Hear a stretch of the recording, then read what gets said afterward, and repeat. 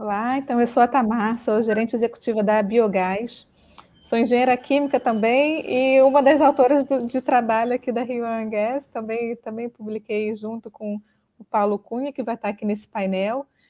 Agradeço a oportunidade de fazer a moderação e vamos começar. Vamos seguir com o Paulo, acho que pode ser o Paulo Cunha. Vamos lá, o Paulo é sócio-diretor da SEMP Consultoria, pesquisador na FGV Energia, doutorando em Engenharia Industrial na UFBA, mestre em Regulação da Indústria da Energia, engenheiro eletricista, advogado e árbitro, também foi CEO da Neoenergia Comercializadora. Tem um grande currículo aí, né, Paulo? Então, por favor, fique à vontade aí para fazer essa apresentação. Ok, obrigado, Tamar. Agradecer inicialmente aí ao IBP e à FGV Energia e também à Biogás por permitindo essa pesquisa. E a satisfação estar aqui com você, amiga de muito tempo, que admiro bastante, e coautora do trabalho. Então vamos aqui à apresentação. Bom, espero que a tela já esteja disponível. E nós vamos aqui apresentar a nossa pesquisa, que se refere à contribuição das usinas virtuais de biogás para a flexibilidade na operação do sistema elétrico brasileiro. Bom, conforme é sabido, o biogás é um energético muito versátil e ele é obtido a partir da digestão controlada de matéria orgânica, principalmente os resíduos da agropecuária, do lixo urbano e do esgotamento sanitário. Essas são as principais fontes do biogás. E aí a gente apresenta o potencial teórico de produção de biogás aqui no Brasil. Então, nessa figura aqui da esquerda, a gente vê que há um potencial, foi levantado, estimado pela Associação de Biogás, de 75 bilhões de metros cúbicos de biogás a serem produzidos no Brasil durante o ano. E esse mapa aqui mostra mais ou menos a distribuição desse potencial. Lembre-se que isso é um potencial teórico. E também, só para contextualizar, o consumo anual de gás natural aqui do Brasil é menor do que 30 bilhões de metros cúbicos por ano, só para ter ideia do potencial teórico que nós temos. Nessa figura aqui da direita, a gente tem basicamente os principais substratos, ou seja, quais são as principais fontes de matéria orgânica que são utilizadas ou são utilizáveis para a produção do biogás. Nós temos aqui os resíduos da indústria da cana, os resíduos da indústria de produção de proteína animal, os resíduos da agricultura, o esgotamento sanitário e o lixo urbano. Então, esses são os principais substratos a serem utilizados para a produção do biogás. E aí, como é que a gente faz a conversão eletromecânica do biogás em energia elétrica propriamente dita? Essa conversão é feita basicamente através de grupos motogeradores, que foram grupos motogeradores desenvolvidos inicialmente para a queima do gás natural. Então, são grupos de prateleira e que são adaptados para o uso da queima do biogás. Então, normalmente são unidades de pequena capacidade, a maior parte delas é menor do que 5 megawatts. Agora a gente está começando a ver usinas com potência ou capacidade instalada um pouco maior do que isso, mas de uma maneira geral são usinas de pequena capacidade que estão preparadas para poder queimar o biogás com concentrações entre 45% a 70% de metano, e a gente usa nesse trabalho o número, o hit rate típico do setor, que diz que a relação é de 2,3 kWh por metro cúbico de biogás convertido.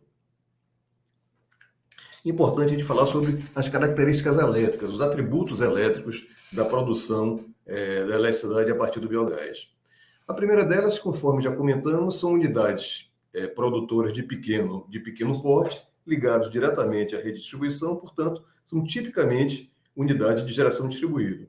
Como são unidades de geração distribuída, elas têm todas as características das unidades de geração distribuídas. Estão próximas da carga, ajudam a reduzir as perdas, ajudam a reduzir a congestão do sistema de transmissão, aumenta a resiliência e a estabilidade dos sistemas. Então, todas as características positivas que a geração distribuída tem estão presentes na energia produzida pelo biogás. Mas ele tem algumas características que são muito próprias, muito peculiares. A primeira delas é que ela não está sujeita à intermitência. Então, como você tem, na verdade, o biogás disponível na sua planta e você despacha discricionariamente, você não está sujeito à intermitência que é comum em outras fontes que são utilizadas também muito adequadamente para a produção de energia. Do mesmo jeito, também não há uma submissão à incerteza climática. Então, eles não estão sujeitos, as unidades produtoras de energia a partir do biogás não estão sujeitos à incerteza climática, que é um problema complexo a ser resolvido pela indústria da energia.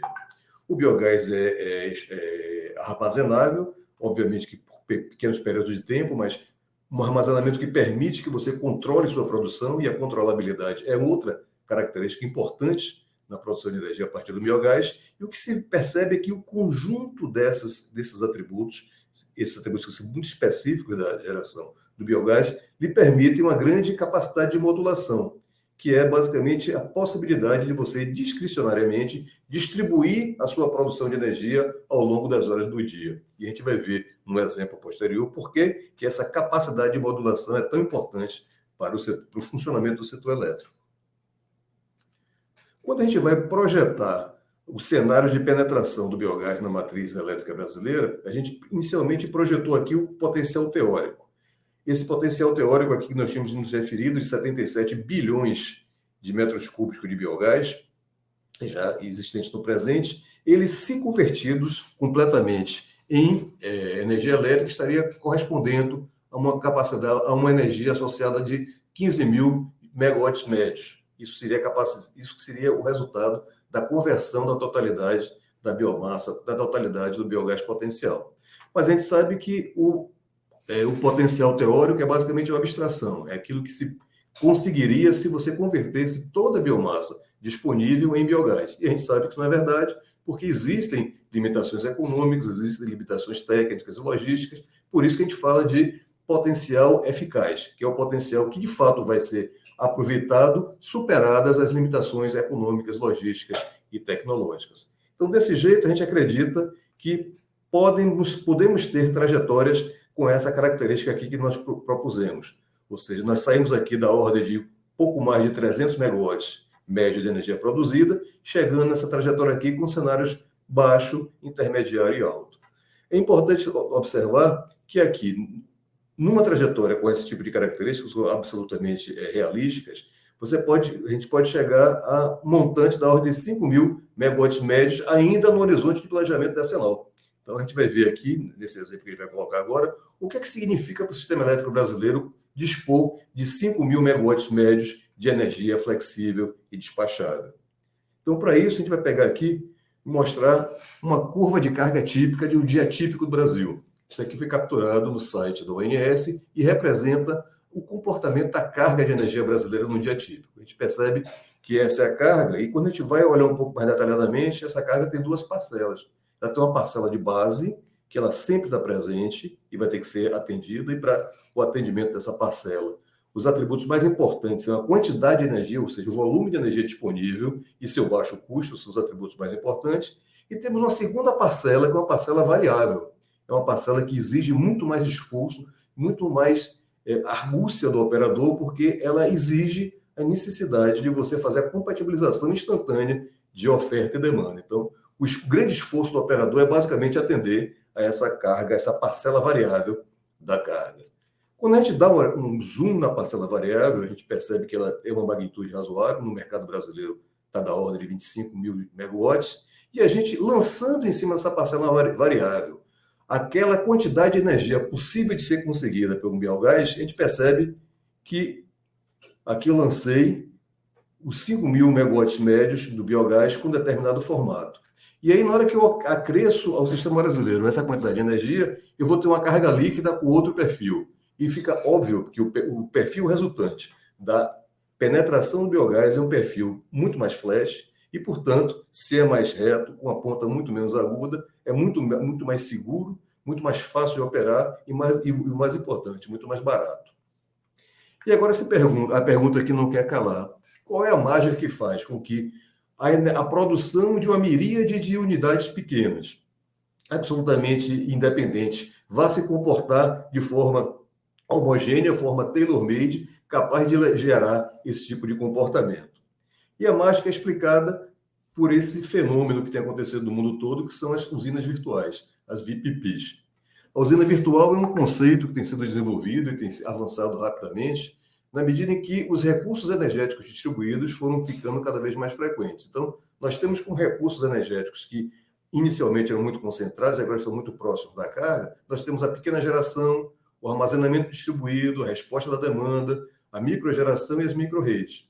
O que se percebe é que a figura de um agregador que seja capaz de, mediante tecnologia de comunicação e gestão bidirecional, e se valendo de contrato de nível de serviço, SLAs, consegue fazer com que o agregado da produção desse conjunto seja percebido pelo operador da distribuição, pelo operador da transmissão e pelo mercado como um todo, como sendo o resultado de uma usina grande. Então, nesse particular, o papel das usinas de biogás está aqui localizada dentro de geradores de pequeno porte e que faz com que, dadas aquelas características que nós falamos, de armazenabilidade, de flexibilidade e de não sujeição à intermitência que essas usinas apresentam, elas podem perfeitamente se qualificar como sendo partícipe dessas VPPs de forma muito vantajosa. Então, com base nisso, quais são as perspectivas que a gente vê para o biogás? No primeiro passo é o reconhecimento dos seus atributos elétricos e seus atributos ambientais, que são muito relevantes. A gente vai falar aqui um pouco sobre custos que o reconhecimento desses atributos ambientais vem nos trazer para o biogás.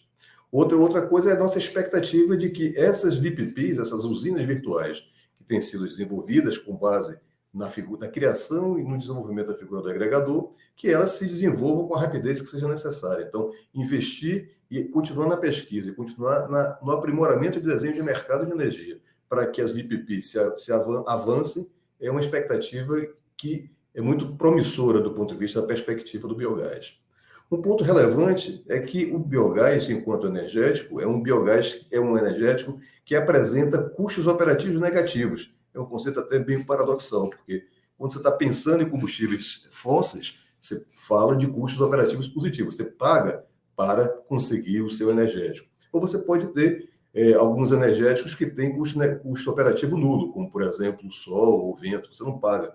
Então, você não tem custo direto para ter acesso ao energético. No caso do biogás, você tem custos operativos negativos, e na medida em que você produz e se utiliza do biogás, você desonera as cadeias produtivas a montante, no conceito de economia circular. Então, o custo associado à produção e ao aproveitamento do biogás é um custo que desonera a sociedade. Isso deve ser identificado e valorizado quando da apreciação da participação do biogás na matriz elétrica. Outra questão importante é a flexibilidade do ponto de vista das rotas tecnológicas. A gente sabe, inclusive nesse painel a gente vai tratar aqui, que em paralelo com a rota da bioeletricidade existe a rota tecnológica de aproveitamento do biometano. Então a gente acredita e espera que a possibilidade de criação de plantas híbridas que sejam capazes de produzir ora biogás, ora biometano e possa arbitrar com essas possibilidades dentro de um sinal racional e razoável de preços, seja uma boa perspectiva para esse energético. Então, dito isso, a gente fica aqui agradecendo a oportunidade e ficamos aqui esperando o debate.